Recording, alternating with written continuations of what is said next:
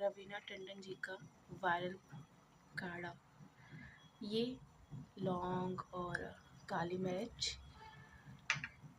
और ये है ऑर्गेनिक हल्दी, जो कि मेरे फार्म से तो नहीं बट मेरे खेतों से आया है। ग्रेट करेंगे इसको, थोड़ा सा अदरक को भी ग्रेट करेंगे। हाँ, तो थोड़ा सा अजवाइन भी था इसमें। इसको अच्छे से उबलने दो। 1 गिलास पानी है तो हाफ ग्लास हो जाना चाहिए। उसके बाद थोड़ा सा घी भी बोला था तो थोड़ा घी डाल दिया। तो अभी काढ़ा हमारा रेडी हो चुका है, अब इसे हम छान लेंगे। थोड़ा हनी भी ऐड करेंगे। काढ़ा इज रेडी।